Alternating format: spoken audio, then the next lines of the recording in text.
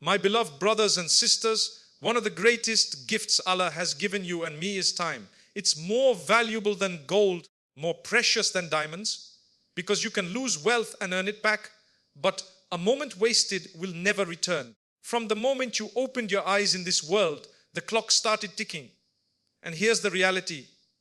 Your expiry date is already set. You don't know when it is, but it's moving closer with every breath. So why do we live as though we have forever? The Prophet A told us that on the day of judgment, our feet will not move until we are asked about our life and how we spent it, about our youth and how we used it. That means this time we're enjoying right now is actually an amana, a trust from Allah. But today, we have a professional thief stealing our time. No, not the burglar who comes at night, but procrastination. I'll start tomorrow. I'll pray on time after this video. I'll memorize Qur'an next Ramadan. My brothers and sisters, tomorrow is not guaranteed. How many people had plans for next week? But today, they're under the soil. Don't think you need to do something massive to make your time valuable. Even a small but consistent good deed is beloved to Allah. A few verses of Qur'an daily, one kind word, a short moment of dhikr, all these add up. They protect your time from being empty. And let's be honest, some of us spend hours scrolling, watching, chatting, laughing at things that don't benefit us at all. Imagine if those hours were spent learning one new surah, helping a family member, or even just reflecting on your purpose in life. The return would be eternal. My beloved brothers and sisters, the angel of death does not knock. It just comes. And when it comes, the regret is not about the money left behind. It's about the time wasted, the salad delayed, the Qur'an left closed. So start now. Not tomorrow, not next month. Right now, turn every minute into something that brings you closer to Allah. That way, when your clock stops, you'll meet Him with a life well spent, not a life wasted. The very first thing we need to understand when speaking about time is that our life is not endless. We live in this world as if we are going to stay here forever, but the reality is far from that. From the moment you were born, the countdown to your last breath began. It doesn't matter whether you live 60 years, 70 years, or 100 years. Compared to the eternity of the hereafter, it's nothing more than a drop in the ocean. This life is short and our time is limited. Every passing day is not a day gained. It is a day gone. You are one day closer to your end than you were yesterday. When we are young, we feel as though time stretches endlessly ahead of us. We think we will always have another chance, another Ramadan, another opportunity to change. But life doesn't wait for us to be ready.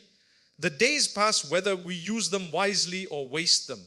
Allah reminds us in the Qur'an, every soul will taste death, and that taste will come whether you are prepared or not. None of us has a contract with the angel of death to delay our appointment.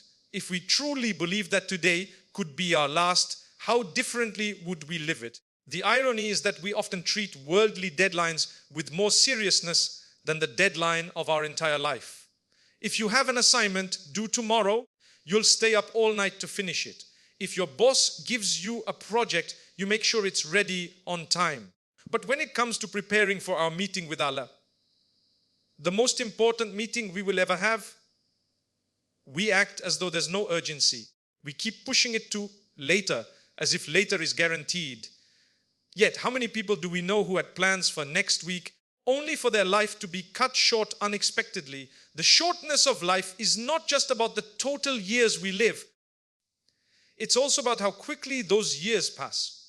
Think about the last 10 years of your life. Didn't they feel like they passed in the blink of an eye? You remember events from years ago as if they happened yesterday. This is the nature of the dunya.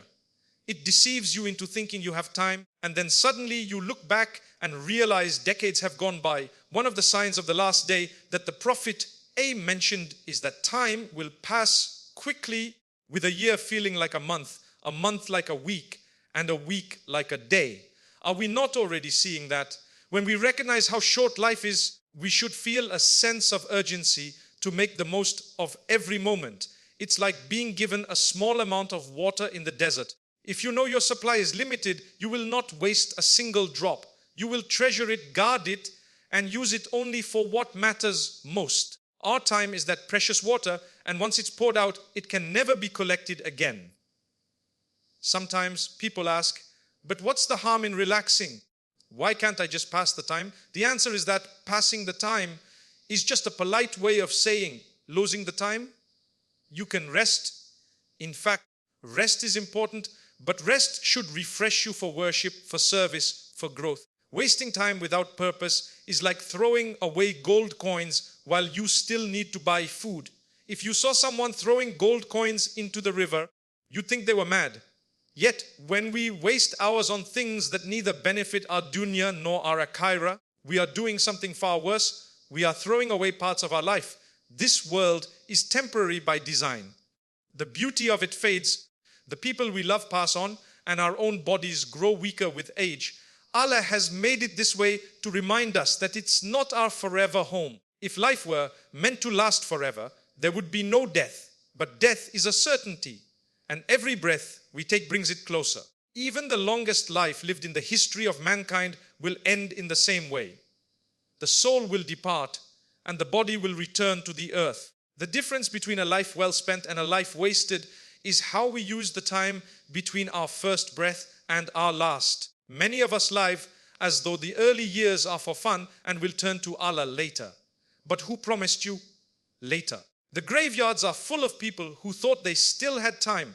Some of them were young, healthy, and full of plans. The angel of death does not differentiate between young and old, sick and healthy, rich and poor. When your time is up, it's up. That's why the righteous predecessors would say, your life is only a collection of breaths. When one breath goes, part of you is gone. If you truly grasp the shortness of life, your priorities will shift. You will realize that every conversation, every action, every moment is either an investment for your eternal life or a loss you can never recover. You will stop holding grudges because you know your time is too short for hatred. You will speak kinder words because you may not get the chance to apologize later. You will rush to prayer on time because you know the time for salah will not always be there. You will value people more because you realize they too are on their own ticking clock. So, my beloved brothers and sisters, if there's one truth we cannot afford to forget, it is this: life is short and time is limited. Every day is a page in your book, and one day you will turn the last page without warning. The only question is, what will your story look like when the pen is lifted? Time is not just something that happens to us. It is one of the greatest blessings that Allah has placed in our hands. It is a gift, but not the kind of gift you can keep on a shelf. It's a gift that is meant to be used, invested, and returned to Allah in the form of deeds. This is why the scholars often remind us that our time is an amana, a trust. And every trust comes with responsibility. The moment Allah allows us to wake up in the morning and take another breath, He has given us another portion of this trust, and we will be asked how we used it. On the day of judgment, we know from the authentic hadith that no person's feet will move until they are asked about 4 things. And 2 of them are directly related to time: your life, how you spent it, and your youth, how you used it. Think about that for a moment. Allah will not ask us how many likes we got on our posts, how many episodes we watched, or how many times we completed the latest game. He will ask how we use this trust of time to fulfill our purpose. Did we use it to obey Him, to remember Him, to help His creation, and to better ourselves? Or did we hand this trust over to the claws of laziness, distraction, and sin?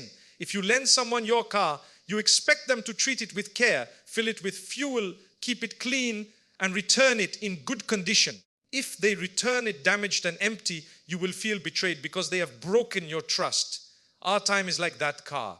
Allah has lent it to us, fully fueled every day, a fresh tank, and we are expected to return it to Him with good mileage, meaning filled with worship, learning, kindness, patience, and service. But if we waste it on things that neither benefit our dunya nor our akhirah, it is like crashing the car and saying, sorry, I didn't think it mattered.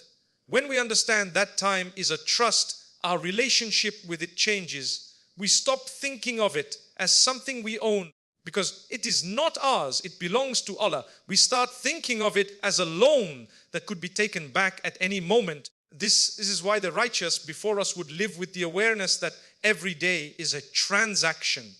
If they wasted a day, they knew they could never buy it back. They used to say, the day that passes without worship or learning is not from your life. It is like it never happened. Look at the way people treat their wealth. If you give someone a large sum of money, they will protect it, invest it, and think carefully before spending. But when Allah gives us 24 hours every day, how much of it do we spend without thought? Imagine if every minute was a coin of gold. How would you spend it then? The truth is, each minute is worth more than gold, because gold will stay in this world, but the way you spend your minutes will determine your position in the hereafter. Some people say, it's my time, I can do what I want with it. But this is a misunderstanding. Just like your body is a trust, your intellect is a trust, your wealth is a trust, your time is also a trust. And with every trust, there will be an accounting. On that day, the excuses will fade away. You cannot say, I was busy. Busy with what? You cannot say, I was young. That was the time you had the most energy to serve. You cannot say, I was tired. That tiredness was part of the test. Every moment will be measured against the opportunities. You have to use it for good. The blessing of time is often hidden because it feels so normal. We notice blessings like health when we recover from sickness, or blessings like wealth when we escape poverty. But time is different. It slips quietly away, and only when it's gone do we realize its value. How many people lying on their deathbeds have begged for just one more hour, not to earn more money, but to fix a relationship, to pray one more prayer, to ask Allah for forgiveness. But that 1 hour is never granted once the trust is taken back. Allah, in His mercy, has shown us the value of time by swearing by it in the Qur'an. By time, indeed, mankind is in loss, except for those who believe, do righteous deeds, and advise each other to truth and patience. This means that without the right use of this trust, we are guaranteed to be in loss. And this loss is not measured in missed business opportunities or uncompleted bucket lists. It is measured in missed chances to build our eternity. When you truly believe that time is a trust from Allah, even ordinary actions can become acts of worship. Your work becomes worship when done with sincerity. Your rest becomes worship when it refreshes you to serve Allah. Your conversations become worship when they spread goodness and prevent harm. This is how the believers live, not dividing life into religious and worldly, but turning every moment of this trust into a step towards Jannah. So, my beloved brothers and sisters, this trust is in your hands right now. Every tick of the clock is like a drop of water falling from your palm. You cannot hold it, you cannot take it back, but you can direct it to nourish the seeds you plant for the hereafter. Use it well, because the owner of this trust will one day ask for it back. And on that day, you will wish you had nothing to hide and everything to show. One of the most dangerous enemies of a believer is not something loud and obvious like a sin that shocks people or a crime that makes headlines. Sometimes it's something quiet, polite, and deceptively harmless. Procrastination. It comes to you not with a sword, but with a whisper. You can do it tomorrow. It doesn't push you to openly reject your duties. It just tells you to delay them. And in that delay, it steals from you more than any thief could. The reality is that procrastination is not just a habit. It's a thief of time, a killer of good intentions, and a destroyer of opportunities. Many people imagine that if they have the intention to do good, they have already secured the reward. And while intentions are important, the real test is in acting upon them before the opportunity disappears. How many times have we planned to pray Sana later, but later never came? How many times have we said we'll start reading Qur'an tomorrow, but tomorrow turned into weeks or months? The thief came not through the door, but through our own willingness to delay. The Qur'an warns us about this mindset in many places, and one of the scariest reminders is when Allah tells us about those who will beg for just a little more time at the end of their lives, promising that they will finally do good if they are given another chance. But no extra time will be given once the appointed moment arrives. That is the tragedy of procrastination. You think you have control over time, but in reality, time is slipping away faster than you can imagine. Procrastination is dangerous because it dresses itself in comfort. It makes you believe you are being kind to yourself by avoiding effort now. You're tired. It says, rest a bit and then you can do it later. But later, you will be even more tired, or something else will come up and the task will be pushed again. This is how days turn into weeks and weeks into years. It doesn't feel like sin at the time. After all, you're still planning to do the good deed, right? But what is that plan worth if it's never acted upon? Think about a farmer who has a field ready for planting. He has seeds in his hand, water nearby, and the perfect weather. But he says, I'll plant tomorrow. Tomorrow comes and he says the same thing. By the time he finally decides to act, the season has passed, the soil has hardened, and the rain has stopped. He lost nothing in his storage. The seeds are still there, but he has lost everything in reality because the time to plant them is gone. Our good intentions are like those seeds, and procrastination makes sure they never enter the soil of action. The early generations of Muslims were deeply aware of this danger. Some of them would say, beware of saying, I will do it tomorrow, for you are not promised tomorrow. They understood that life can change in a single moment. A person can be healthy in the morning and in the grave by nightfall. The angel of death does not send a message saying, I would be arriving in a few days, please prepare. When it comes suddenly, and all those delayed acts of worship remain forever undone. Procrastination also has a spiritual effect on the heart. Every time you delay an act of obedience, you make it harder to do next time. The heart becomes accustomed to comfort, and comfort becomes its priority. You start needing more motivation, more perfect conditions, more right moods before you act. Shaitan loves this because he doesn't need to make you reject goodness. He just needs to make you keep delaying it until you run out of chances. Some people think they will fix their lives later. I'll become religious after I get married. I'll wear hijab after I've lived a bit more. I'll go for Hajj when I'm older. But who promised that older will come? And even if it does, who promised that your heart will still have the same desire for change?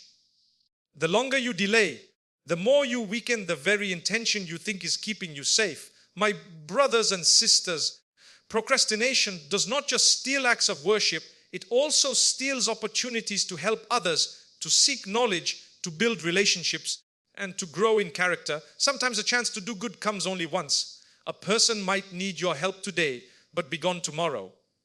A moment to apologize, to forgive, to say a kind word. It may never come again if you wait too long. Life's doors are not always open. Some close forever if you don't walk through them. The best way to fight procrastination is to act the moment you think of the good. If you remember you haven't prayed, pray now. If you think of calling your parents, call now. If you realize you haven't opened the Qur'an, open it now. This is how the righteous lived. They understood that a thought to do good was a gift from Allah, and to delay acting upon it was to disrespect that gift. We must also remember that procrastination is often tied to the illusion that we have time. But time is not ours to keep. It is a gift on loan from Allah, and He can take it back without notice. When you see it like this, you stop saying, I will, and start saying, I am. You stop living on promises to your future self and start delivering in the present. Procrastination may seem harmless, but it is quietly one of the most successful strategies of Shaitan. It does not need you to say no to Allah, only to say later. And in that later lies a lifetime of missed prayers, neglected Qur'an, broken intentions, and unrealized potential. Don't let this thief live in your home. Act now, because now is the only time you truly own. One of the most beautiful truths in our deen is that Allah does not expect us to perform gigantic, earth-shaking deeds every single day. He knows our human nature. He knows our strengths and our weaknesses. He knows there are days when we are full of energy and days when we can barely lift ourselves out of bed. And in His infinite mercy, He has made the path to Jannah not only through big acts of worship, but through small, consistent deeds done sincerely. The The Prophet told us in a hadith that the most beloved deeds to Allah are those that are consistent, even if they are small. Think about that for a moment. It means that your 5 minutes of Qur'an every day can be more beloved to Allah than reading the whole Qur'an once a year and then forgetting it for the rest of the time. It means your quiet regular charity, even a small amount, can be more beloved than giving a huge amount once and never again. It means that your 2 rakahs of extra prayer every night, even if short, are precious in the sight of Allah. If you guard them and never give them up. Why is consistency so beloved to Allah? Because consistency reflects sincerity. Anyone can be inspired for a short time. Anyone can do something big once when they feel motivated. But it takes sincerity, discipline, and genuine love for Allah to keep doing something small every day, whether you feel like it or not. That small act becomes part of your identity, part of your life. It shapes your heart, builds your character, and creates a steady flow of reward in your book of deeds. Another reason is that small deeds add up in ways we cannot imagine. A single glass of water given to a thirsty person can be the reason Allah forgives you. A single subhanallah sincerely from your heart can outweigh mountains of sins. And if you do these small things regularly, you are planting seeds in your scale of good deeds that will grow into forests on the day of judgment. Sometimes people delay doing good because they think, what's the point of something so small? This is a deception from Shaitan. He makes you feel like small good deeds are meaningless, so you end up doing nothing. But small deeds are the bricks that build your house in Jannah. A single brick may seem insignificant, but a house is built 1 brick at a time. Without them, there is no house at all. The beauty of small, consistent deeds is that they fit into every life situation. Maybe you are too busy to spend hours in worship. Maybe your health doesn't allow you to fast extra days or stand long in prayer. Maybe you have many family responsibilities.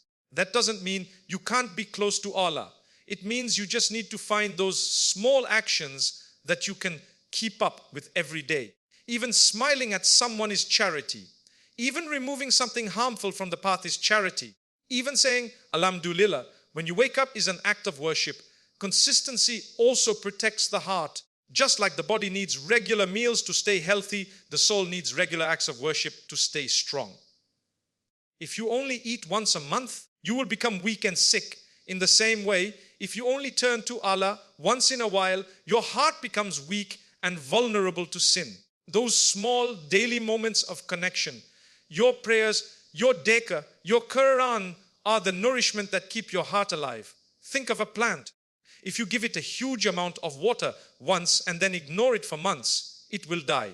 But if you give it a little water every day, it will flourish. Your relationship with Allah is like that plant. Small, consistent acts are the water that keep it green, vibrant, and growing. There is also a hidden blessing in consistency. It makes you aware of Allah throughout your day. If you have the habit of saying Bismillah before you do anything, you will remember Allah before you eat, before you drive, before you start work. If you have the habit of reciting a short dua every morning, you start your day connected to Allah. These little habits remind you that you are His servant, living every moment in His presence. And here is the amazing part. Even if your small deed feels easy, the reward can be immense if your intention is sincere. The reward is not measured by how much effort you think it took. It is measured by how much sincerity and love for Allah is in it. 2 people can do the same small act, but one may be rewarded beyond measure because their heart was fully present, while the other gets little because it was done carelessly.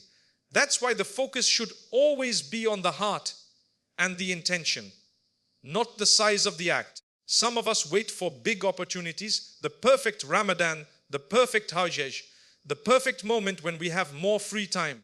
But life is made up of ordinary days, and the people who succeed with Allah are those who fill those ordinary days with extraordinary sincerity in small acts. You don't know which act will tip the scale in your favor on the day of judgment. It might be that one small dua you make every day before sleeping. It might be that one regular smile you give to your neighbor. It might be the habit of reciting ayat al-kursi after every prayer. My beloved brothers and sisters, never underestimate what a small deed can do for you. The day of judgment will be full of surprises, and some people will see mountains of reward for actions they themselves had forgotten. Allah is generous beyond imagination, and He multiplies the smallest good done sincerely. So hold on to your small good habits tightly, because they may be your bridge to Jannah. And remember, when you combine small with consistent, it becomes huge in the sight of Allah. One of the greatest skills a believer can learn is how to fill their time with benefit. Time is always passing. That is not in our control. What is in our control is what we put inside that passing time. Each hour is like an empty container, and you decide what to fill it with. You can fill it with deeds that will shine for you in the hereafter, or you can fill it with things that will be a source of regret.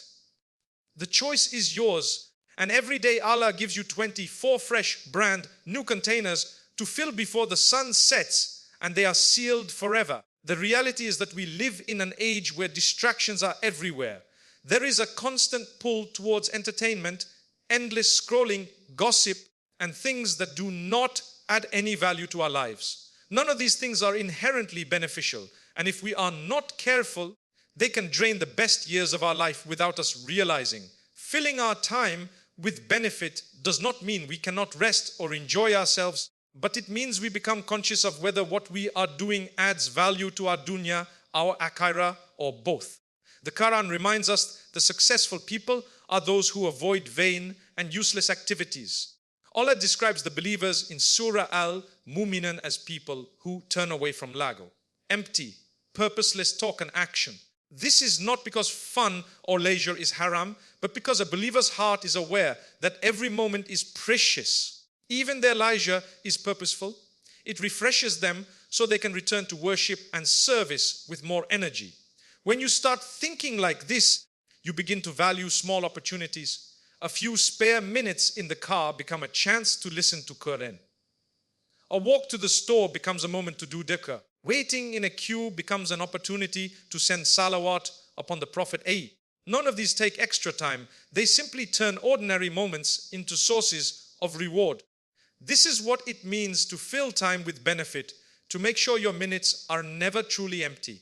It's also important to remember that beneficial time is not only spent in acts of direct worship.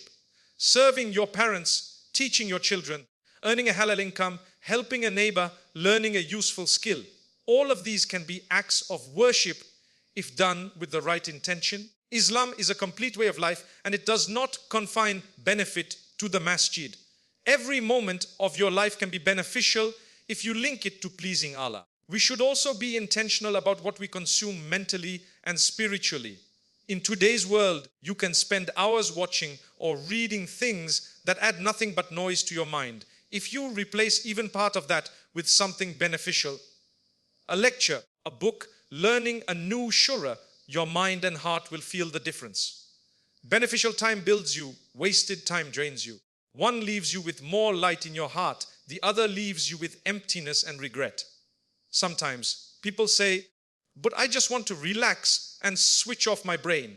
There's nothing wrong with resting, but even rest can be beneficial if you choose it wisely. Spending time in nature, being with family, exercising, or even enjoying halal entertainment with moderation, these can refresh you without leaving your heart heavy. It's about balance and awareness, not about living in constant seriousness without joy. The key is to avoid the kind of time that leaves you spiritually weaker afterwards. Filling your time with benefit also means being selective with your company. The Prophet taught us that a person is upon the religion of their close friend. The people around you will either help you fill your time with goodness or pull you into wasting it. If you spend your hours with people who remind you of Allah, encourage you towards better habits, and uplift you, your time will naturally be filled with more beneficial actions. On the other hand, if your company normalizes gossip, negativity, or constant distraction, you will lose countless hours without realizing. Another way to ensure beneficial use of time is to set daily intentions and goals. If you wake up with no direction, you are more likely to drift into whatever catches your attention. But if you decide at the start of the day Today I will read this much Qur'an, help this person, learn this skill, and avoid this bad habit. You guide your time instead of letting it guide you. The Prophet taught us to be purposeful in our actions, and having a plan for your time is part of that. We should also remember that one of the tricks of Shaitan is to make us think that only big moments matter. But the truth is that our life is made up of small, ordinary moments. If you can make those small moments beneficial, your whole life becomes beneficial. Waiting at a red light, that's a chance to seek forgiveness. Sitting before bed, that's a chance to make dua for yourself and others. Brushing your teeth, that's a moment to thank Allah for health. The person who fills these moments with benefit is building a life that is pleasing to Allah brick by brick. And perhaps the most beautiful part is that when you fill your time with benefit, Allah blesses it. You start to notice barakah in your day. You get more done. You feel more peace. Your heart feels lighter. And even your rest becomes sweeter. This is a promise from Allah. When you use His blessings in the way He loves, He increases them for you. And time is one of those blessings. If you waste it, it slips away faster. If you use it well, it feels abundant. So, my beloved brothers and sisters, every day ask yourself, what am I putting inside my hours? Because at the end of our lives, it won't be the number of hours we had that matters. It will be what we filled them with. Those hours will stand as witnesses for us or against us. Fill them with worship, with learning, with kindness, with service, with anything that brings you closer to Allah. That way, when the book of your life is closed, it will be a book worth presenting on the day when every second is accounted for. One of the most certain truths in life is also one of the most ignored. Death can come at any time. It is the only appointment that every soul must attend. Yet it is the only appointment we never know the date of. We plan for weddings, for trips, for business, for studies, and we mark those days on the calendar. But the day our soul is taken is not written anywhere for us to see. It could be years from now, or it could be before the sun sets today. Every single day, thousands of people leave this world. They wake up in the morning with plans, meetings to attend, meals to eat, calls to make.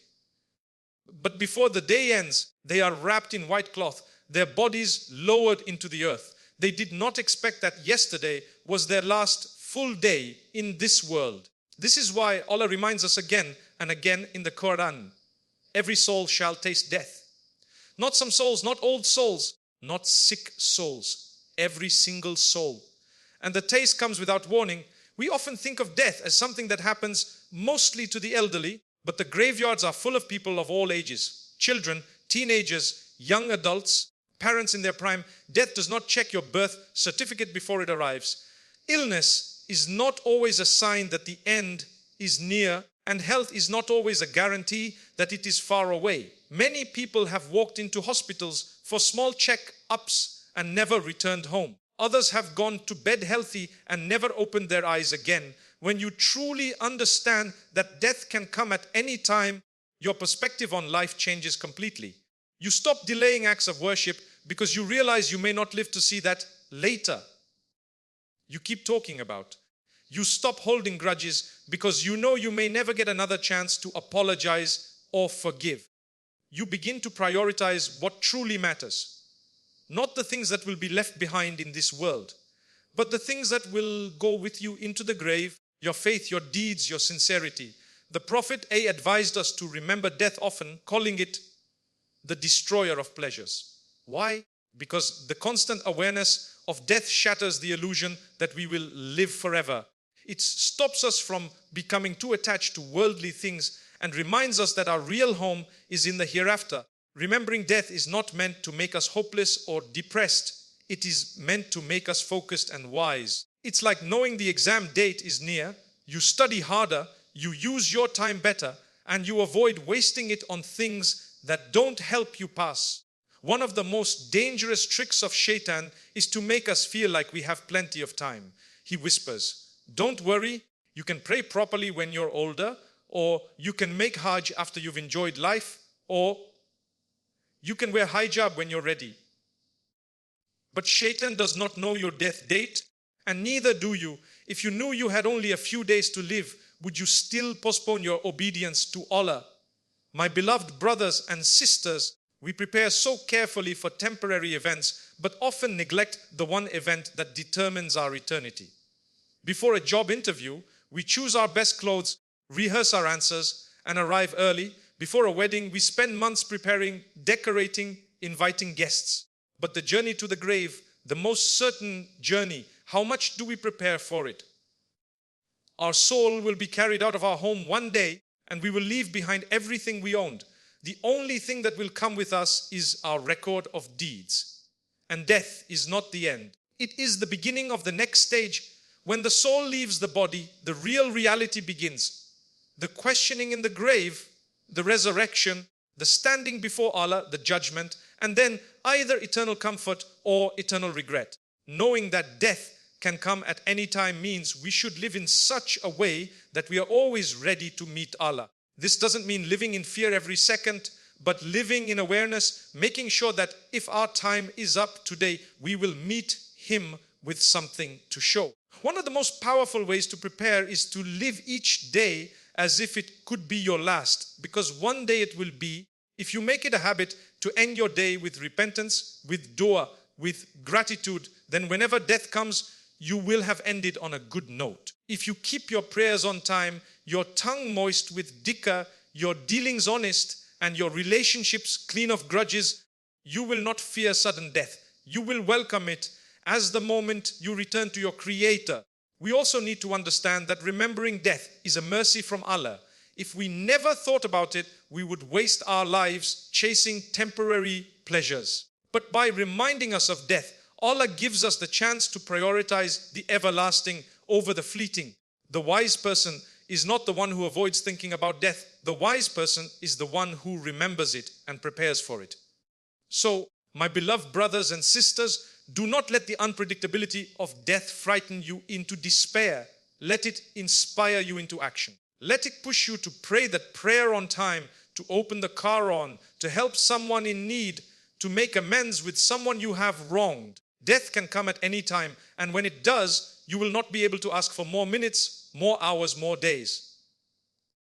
But right now, you have this moment, and this moment is enough to turn to Allah, to change direction, to build something that will last beyond the grave. Use it before it slips away, because the day will come when your time is up, and the only thing left will be what you sent forward. May Allah help us value our time, fill it with goodness, and bless us to use it before it's gone. Ameen.